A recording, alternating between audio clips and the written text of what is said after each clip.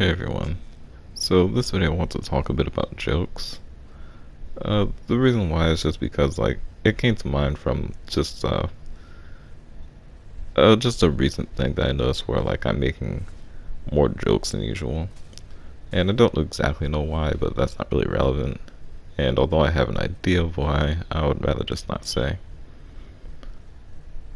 And so I also think I have an overall weird experience in general when it comes to jokes, and I thought it might just be worth talking about it for a bit.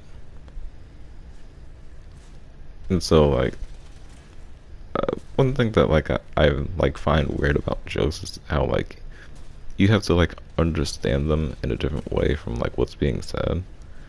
So in a sense it's a lot like a metaphor, and I only really recently made that link. And it's sort of like a Drax from Guardians of the Galaxy, the way I would put it. I find both a lot of jokes and metaphors hard to understand. Like and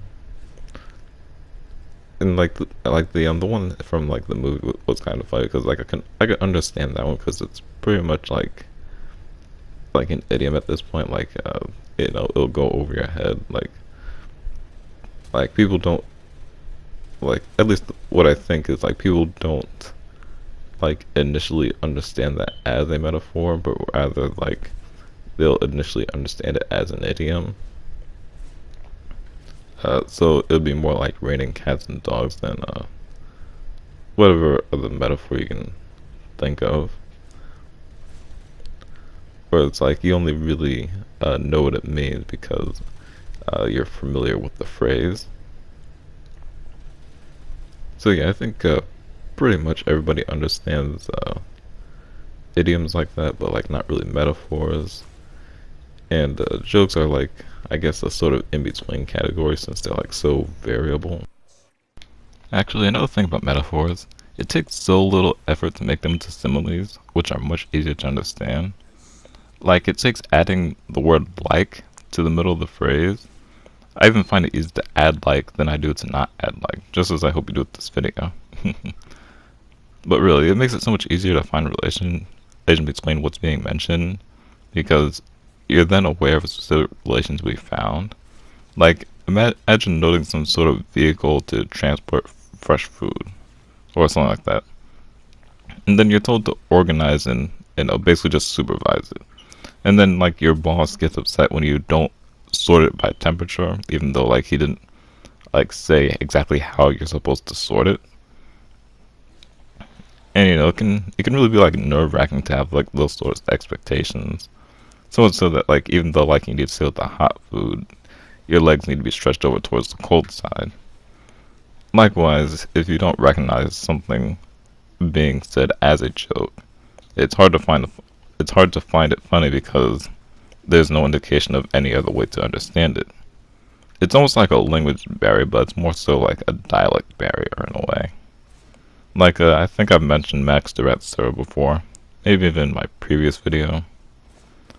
And it's mainly full of Aspies because that's what his content is mainly catered towards. And it's so much easier to understand jokes there than elsewhere for me because many people there have a similar experience as well, where they just need the right sort of people to get their humor. I think everybody has that experience, but some more difficult than others. Just this morning, actually, there was a conversation on that server about how vague aspects of communications are a sort of protection to people, as if they're made of latex. And I might go more into detail about overall understanding in this way another time. Maybe when I'm more confident in my own understanding about this. And I have no doubt that these dialects of sorts can be broken down and learned logically, but it's definitely difficult, probably partially because there's hardly any effort in doing so. I'd sort of describe it like going somewhere that you're familiar with, or like doing something that you're really familiar with, like you don't really think about how it's done. So like if you take like a playing a game for example, like you don't exactly you couldn't really tell anybody where like all the buttons are, but like you know what to press when you want to do something. And it's sort of similar with jokes. Like with normal people, jokes are like just generally understood. Like someone like you just make a joke to someone and like that's it. Like they get it, and that's just how it is. But it's really easy to think that those who don't, like the few people who don't understand or like can't understand, are in the wrong. That's something I see a lot. But really, I don't think anyone is in the wrong in this like sort of basic situation. And so I'd make the same comparison with dialects here, where it's like if I don't understand this person's dialect, I'm not in the wrong for that, and neither are they for having a dialect that I don't understand. I think what is wrong is trying to continue having communication while also not having any effort in like trying to understand each other better. Too often I see people's fruitless efforts to be the bigger person and just try to understand other people better. It just often makes them become the butt of the jokes, and it's sad because if you look at it a little bit deeper, you can very easily see everyone else as the asshole there. While people don't often recognize that flaw when it comes to regular jokes, it's a lot more clear when it comes to references of most sorts. It could be pop culture, inside jokes, science, and still it's often much easier to know that there's something not being understood. That means I can talk bad about a personified gastrulus and probably get some of you to look up what that means. That brings me to a more positive point though, which is great because I don't want like the big sad pop-up looming in the background of all my videos. It's sort of inevitable in any serious talk. Despite this being about jokes, I said more serious things than non-serious things, which consequently makes it more sad than not. In any case, it's nice to see the bright side of this, even beyond like the general enjoyability of jokes. Like you probably just learned something about embryology and animal classification there. And if you took a look at like my loadouts on Warframe, you could probably learn something about canine reproduction. I could probably even joke about gentle explosions and leave you lost in thought when I make you realize I'm talking about popping bubbles. I mean, probably not anymore, but unless like I already have. With that said, this is why puns are like the worst of jokes. Nobody likes them and they do like nothing for you. At least that's what people claim. Although I think there are only two kinds of people in this regard. People who openly enjoy puns and those who keep it a secret. So too many people hate to admit that they have fun hearing them. Everyone is satisfied with their own though, like it's their procreation. Sometimes they are that good, but other times you can't even get what it's supposed to mean unless like you just really think about it, making it a lot like German sausage. I often wonder though if being bad or acting like they're bad is part of the point. That's mainly for puns, but also jokes in general, which makes me think about where the pricks really are. That also puts me on the cringe of another topic though, which I'm sure you can guess what that is. It's weird that something can be so bad or discomforting that it's funny. It's just another thing that makes humor confusing. Because people often find cringe just as funny as other funny stuff, but it's definitely categorized differently. The view towards someone making it depends almost entirely on whether it's intentional or not, and to what degree. Like you're probably wondering about the intent of certain parts of my pun section, and I'd honestly rather not say. Some cringe was in there was intentional, but you don't know which parts and how cringy they were supposed to be.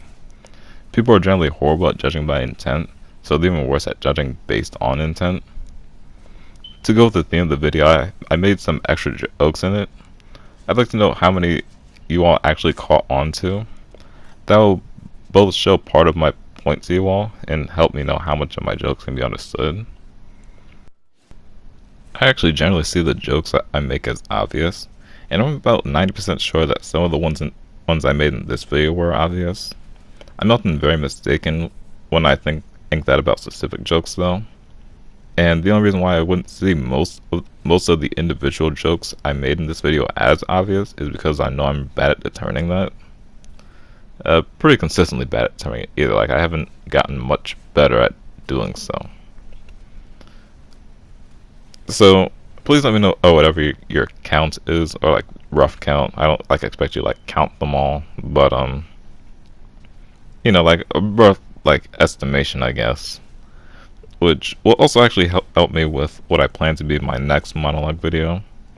You'll see how when I actually get to making that, which should be sometime later this week. I guess in conclusion though, I don't really have much to say in conclusion. Like, jokes are good, but they're weird in a bad way. This video was a good like bit of like I guess humorous freedom though, because like it it's kind of weird to like have to like constantly like think about whether or not a joke is worth making, and especially like if it's in like a verbal conversation, then it's like you don't like have that time to think, and then like especially if you think wrong, then it just lowers the quality of the conversation, like either with like confusion or whatever, mainly confusion. But here all the jokes serve some good regardless of, well, almost regardless of quality. So yeah, that's pretty much why I went all out here. I really hope that some of these jokes were like noticeable, like because like if people just like didn't get any of them, like I honestly don't know what I'll do at that point. At the very least, though, I know some people find it as a special treat when I say a curse word, because it happens so rarely. So at least someone could enjoy that. Like I know a lot of my old friends did. Like for like those really rare times, like they'd often talk about it too. Like just like for months. Like, you remember that one time? But yeah, I think I'm just going off on a tangent now, so I'm gonna end it here. I'm gonna leave the rest of the gameplay though, because I don't know when else I would show this, and like I had a bunch of gameplay that I sort of wanted to show, but like it's not like worthwhile for its own video. So I'm just gonna leave the rest of this playing, and I hope you all enjoyed.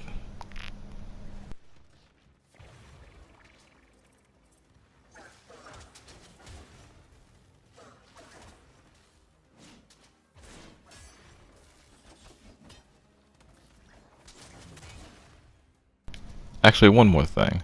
I hate when this happens. Like, look at what happens with Red here. How he has that like not just a hard landing animation, but it's a stuttering hard landing animation in midair. This doesn't only happen in PvP, but it also happens in PvE, particularly when ancient heroes are buffing the enemies. And if you don't realize the problem with that, remember that like Reckoning does radiation procs. So like these ancient heroes are buffing their allies while they should be against their allies. That's been a bug like ever since his rework with his prime. Like when I first started making Oberon, like his problem was like not being able to refresh knockdowns, and then they later fixed that, and like that's when Reckoning was at its best in terms of functionality. And then with this rework, they made like all like they made like the stuff buggy again, mainly with the ancients. But it also seems to have changed some things in Conclave, which are really annoying.